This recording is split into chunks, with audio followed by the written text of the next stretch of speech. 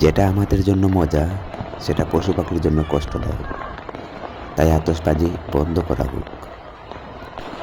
শুধু পশু পাখির জন্য নয়, কিছু মানুষের জন্য কষ্টদায়ক, যারা রোগী, বাচ্চা, যারা ঘুমিয়েছে।